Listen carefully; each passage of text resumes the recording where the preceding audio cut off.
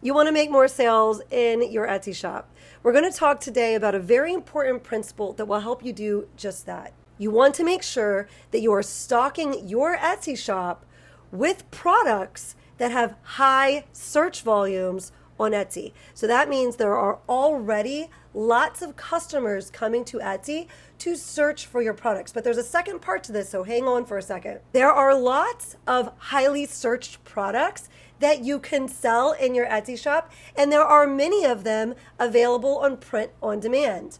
We talk on this channel about print on demand, so a company that prints your items for you and ships them out for you. Now, when a product is in high demand and there's lots of customers coming to Etsy to search for it, it's also going to be saturated because there are lots of smart sellers on Etsy that have already jumped in and started selling that product. But this is where the magic happens. Things can move a lot faster for you if you can niche down or get very specific with your niches, the types of designs that you're offering on that high in demand product. So a niche is really just a category or a topic that a certain segment of the population would be interested in. So for example, cat designs would be a niche for the person that loves cats, targeting that person.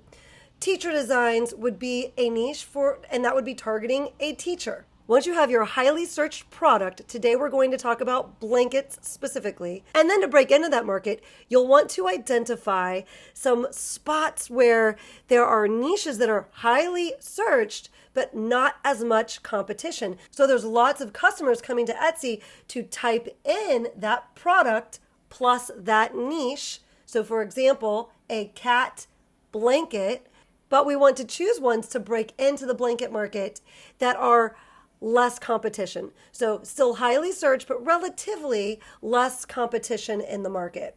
We're going to discuss 3 of those niches today that go well with blankets. So people are specifically looking up the product of blanket plus the specific 3 niches that we're going to talk about. And in each of these 3 niches, we have less competition. So that means not as many sellers selling that product in that niche. We're going to take a quick look at the data here. I'm using eRank to pull these stats. I searched up the term blanket. We could see the monthly searches is green, so solid, lots of searches. The competition is red. There is lots of competition. And over here, we could see the search trend, and you could see month by month when the valleys and the peaks are for these searches. And just to highlight how profitable the product of blankets can be, I've grabbed, it's a top performing listing of a blanket. This is the blanket, and we're going to use, it's a paid tool, Everbee. And I have them linked down below if you want access to data like this. That's what I'm using. But I could do a little research on the listings that I'm looking at to see exactly what's going on. And I find here that it was listed 51 months ago, has a total of 76,524 sales, and is estimated to have a revenue of $49,467 every single month. Now that's not profit, that's revenue, but blankets usually have a much better markup than t-shirts, which is what I primarily sell. So I think that it would be really reasonable to think that this listing could be pulling them in around $20,000 of profit every month. Now I like to look at listings like that just to know best case scenario what's possible. But if you're looking for something a little more realistic, this one was listed 9 months ago and it has sold 722 times, and the estimated monthly revenue on this blanket is $2,480 for this shop. You don't have to have the top listing on Etsy in order to make great money on Etsy. None of my shirt listings are the equivalent to that first blanket listing we were looking at, but I've listed a lot of things, and a certain percentage of those things have started to sell. And so I was able to make over $160,000 profit last year. So you just need to be consistent, and you need to get better each time that you're listing things, and you need to make sure you're listing products that are in high demand. And it's going to help you out greatly if you can list in niches that there's less competition in. For the purpose of this video, I'm going to share some quick snapshots of data with you so you could see what I was working with and why I went in the directions that I went. And we're going to discuss the 3 niches a little bit. But if you're looking for more of a tutorial or a little more information about my thought process and exactly how I'm doing this research, I will leave 2 videos linked down below, and I'll leave one of them linked at the end of this video for you, so you could quickly just tap it and watch the next one of 2 other videos I made, also with products that are in high demand, just like blankets. And I go through niches for each of those products that are also in high demand but have lower Etsy competition, so fewer listings that you would be competing against. And in those videos, I take you a little more step by step so that you could repeat this process and vet out any product that you're thinking about adding to your shop. We're going to jump into those 3 niches right now, but do stick around to the end of the video because I also want to discuss with you something important about adding more than one product to your shop. So that would be like shirts, sweatshirts, mugs, tumblers, blankets. And then we're also going to quickly discuss adding more than one niche to your shop, a question I often get. So that would mean making products that have cat designs on them for the cat lover, but then also making products that have teacher designs on them for the teachers out there, or for the nurse designs for the nurses, and so on. So I'll give you a little direction with that at the end. First, highly searched but low competition blanket niche is milestone blankets. First, we'll take a look at the stats, and then I'll explain a little bit more about exactly what that is and how you'd pull it off. When we look specifically at the stats for milestone blanket, we see solid green for customers that are coming in, that top bar there to the left, customers that are coming in and searching up milestone blanket. And then that bottom bar over to the left is your Etsy competition. That's also showing green. So that means this is a really good spot to give us a nice chance to be seen if we get some designs in this area on our blankets. Over to the right, we see a graph that is showing us when the most search volume is happening for milestone blankets. So we're seeing there, it looks like maybe March, there's a spike, and over the summer, there's a spike. Let's take ourselves right on over to Etsy. We're going to put milestone blanket in. We're going to filter by star seller, and then up in the search bar, we can replace star with the word best, which will bring all the best sellers for milestone blankets to the front for us. And then we could kind of take a look, and we see that these are just blankets with 1 through 12 on them and a place to put your baby, so that the parents can take pictures of the baby as it moves through one month all the way to a year. And the purpose of these is to show the baby's growth over that year. A lot of times people will make Instagram posts or Facebook posts with pictures like this. I quickly noticed as I started looking through these listings that some of them were offering a little circular object or some type of object to move along so that you could highlight that there was the picture for 1 or for the 2nd month or for the 3rd month. And some of these listings included that as something you would get with your purchase.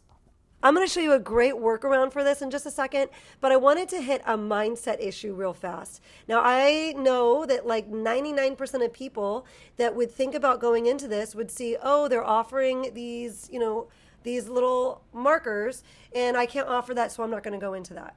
That thins the herd out for everybody else that's willing to figure some stuff out. So everyone else that's gone, oh, I bet I could still do this. How can I still accomplish this? They figured some really cool things out. I remember when I first got started, I thought, oh, wow, this POD thing, that sounds really cool. And I went straight to Etsy and I started looking at pricing on shirts. And I remember zooming in, and my attention was just to the couple of listings that I was able to find where the shirts were really, really, really low priced. And I thought, well, I can't offer that with print on demand. I'm not going to be able to make this work. Maybe I just won't even do this. Thank God that's not what I chose to do. And I was listening again to the people that were teaching, and they were saying, well, we sell shirts all day long at $22, $23, $24. And I thought, okay, that is what gave me the courage and the mindset shift to, okay, well, there is a way to do this. And then I realized, oh, well, most people aren't charging, $17. And I'm not going to get into pricing here in this video. That's all for another video. But if there is something that is holding you back and you're like, oh, no, this isn't possible because look, this hurdle is here. You're going to have to jump a lot of hurdles if you want to make this business bloom for yourself. And Luckily for all of us, we can almost find a YouTuber talking about their experiences. So go straight to YouTube, do some research there, and then just have the mindset that you're going to figure out a way to make this work. It is absolutely possible. It is absolutely repeatable, and you can have the same success that all of the people on YouTube are talking about. I kept thinking along my journey, well, if they could do it, then why not me? And I hope that you're thinking, well, if she could do it, then why not me? Why not you? Check it out. As I searched through the bestsellers, a lot of people were not offering these markers, and their listings were still doing really well. And they just made this very clear in their listing photos and in their description. They did a beautiful job of, for example, this person says, milestone marker is not included. Some ideas for milestone markers include picture frames, small wreaths, wooden rings, small garland, wooden arrows, and more. I love how they came up with a suggestion to fix that issue of not being able to buy the marker and all these cute ideas of items they could use instead. Interestingly enough, July through October tends to be the most popular birth months in the United States. August is overall the most popular month for birthdays, and so a late August birthday means December conception. So perhaps that is why we saw a spike in March when we looked at that graph from the beginning. Maybe all those new mamas and dadas that are starting to share the good news are getting ready for those blankets, or maybe people are buying them for gifts for them. We also see another spike in July on that graph from eRank, and perhaps that's because we have everybody having those baby showers and people are buying those as presents. Whatever the reason is for the spikes in searches for milestone blanket during those specific months, one thing is for sure, with more than 3.6 million babies being born in the U.S. every year, we have a lot of potential customers in this particular niche. We're going to hit our second highly searched but low Etsy competition blanket niche here in just a moment. After we are done talking about these niches, I will show you on Printify the blankets that are available, and some of the ones that I found were very popularly offered in these listings, these best-selling listings. Before we get to number 2, if you are finding value from this video, I'd just so appreciate it if you take a second to go down and boop the like button. That communicates to me that you like content like this. This has been a monthly series where I take a different product and we dive deep into it, and that'll let me know that, hey, maybe I should keep doing this, and we'll do another product together next month. While you're there, subscribe if you want to see more content like this popping up in your YouTube feed. Niche number 2, dog blankets. And let's take a look here at the stats for this. We see average searches, nice solid green there, and Etsy competition is yellow.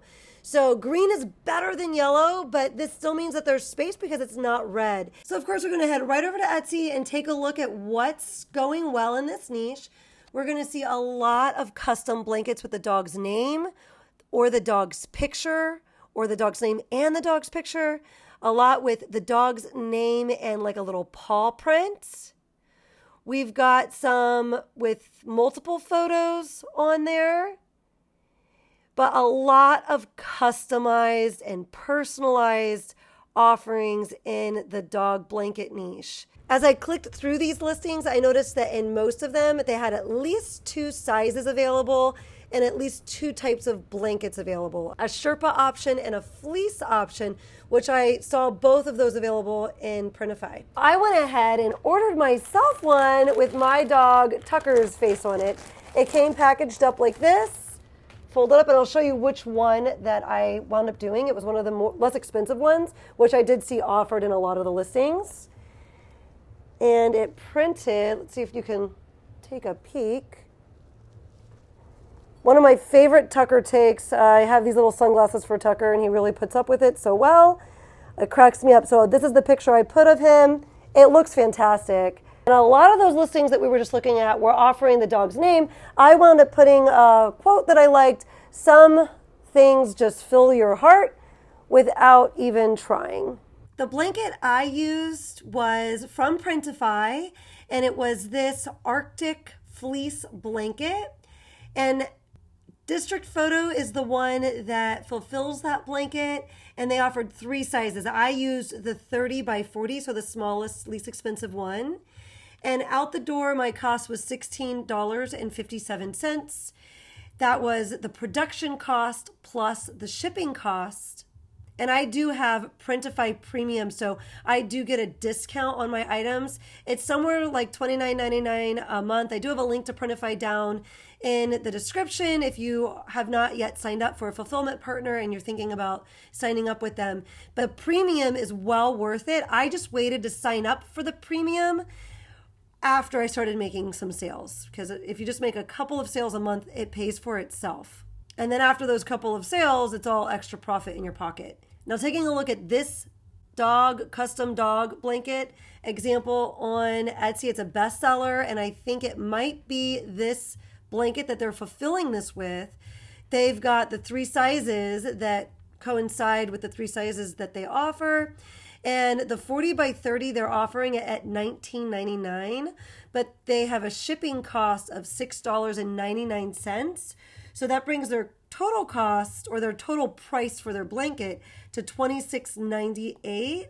And they would be fulfilling that at $16.57 with over $10 profit. That is going to leave them with plenty to go ahead and pay their Etsy fees, which is probably going to be somewhere in the vicinity of maybe $2.80 for that. And they're still probably likely to make over $7 profit per blanket. So not bad. Niche number 3, blanket niche number 3 with high search volumes from Etsy customers, but lower competition in terms of how many listings are on the Etsy platform, is going to be a photo blanket. And I'll throw the stats here up on the screen for you, and we'll jump into that for a minute. But we already kind of saw this mixed in with our dog blankets. There's a lot of custom photos of dogs within that niche also. But there's some other themes that are really popular here, and we'll jump on Etsy and take a look. And then I have actually one more bonus blanket niche for you. If you want your listing to shine in the photo blanket niche, you could mix that with the dog niche like we just saw. You can also mix that with friends, like we have this Friends Forever one here where people can personalize it with their friends' pictures. A lot of family ones where you could personalize with your own text. Here's another example of a family one. We have some anniversary type couples ones I was bumping into. But a lot of just friends, family, couples, and pets. And your bonus blanket niche is picnic blankets. And this actually has really good stats, with average searches being high and your Etsy competition actually being in the green there as well. When we head over to Printify, we'll see a bunch of great options. This one at the top here, the Sherpa fleece blanket. I think this is the one a lot of listings were using, but there are a couple of Sherpa options. And I noticed that usually they offered 2 to 3 types of blankets, and one of them was kind of presented as more of a premium blanket. Here's another Sherpa one here where the markup was higher on that one. So really kind of just tons of options here. I saw a lot of, here's the picnic blanket. So you've specifically got that picnic blanket, and we saw good stats on that also. And one that didn't even make my list was the hooded blanket, but it had really good stats also with green for Etsy competition. And then we have it here available here. And then of course, down in the top, in the corner here, we have another Sherpa option, and we have our Arctic fleece blanket, which I believe was the cheapest offering we had. And this is the one I showed you with Tucker on it. And if you're still here, I told you I wanted to quickly cover the concept of adding more than one product to your shop, and also the concept of adding more than one niche to your shop.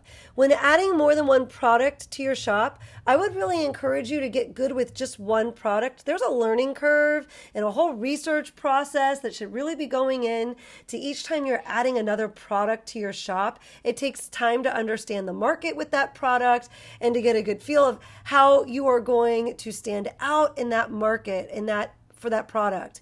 So I chose shirts, and I stuck with shirts. I got good with shirts. If you are picking a product that is in high demand, so I mean that lots of shoppers are coming to Etsy and shopping for that product, then you should be able to build a 6-figure business on that product. You don't want to be constantly redirecting and pivoting and learning an entire new product. Now that I'm good with shirts, I add other products to my shop, and I've got a couple of products that I'm pretty good at selling now. But I just wanted to kind of mention that because we're going through different products and we're learning about these different things, but I don't want to hinder anyone's growth by not mentioning this, and maybe people that are viewing videos going, oh, well, I guess I'm just supposed to add a different product to my shop every week. You really need to be consistent with your product over time. You will get to know what niches are going to sell for you within that product. You'll get better and better at how you're offering that product through your prices, through your mock-up photos, through the niches that you're selling on that product. And then piggybacking on that, should you offer more than one niche in your store? I am definitely not against a niche store, but that is not how I built my business. I built my business on a product. So I built it on the product of shirts and not specifically on a specific niche. I have built out several niches that I grabbed traction with, and those have become my main money makers in my shop because I have doubled down on those niches, meaning I've done more of them because I noticed, oh, I'm getting views. Oh, now I'm getting sales, I'm getting favorites. And so I just loaded it up in those areas. Personally, I built most of my shop and my success around one product that helped me keep momentum moving forward for myself and the learning curve down. So I wasn't learning all of these different products, which I believe would have really drastically slowed me down and probably frustrated me because I would have felt constantly like there was so much to learn. And then I also added different niches into my shop to see which ones would gain traction. And then I loaded my shop up in the niches that started to get traction. If you are looking for a resource that will help you with what niches to list in your shop and when to list those niches, I did create some resources that I think you'll really find helpful. I will leave them linked down below. You're going to want to watch the next video that's popping up on your screen. Just tap on that in the top corner so you can learn about another product that is high in demand next. But of course, don't click on that until after that tip from Tucker. Tucker, take it away.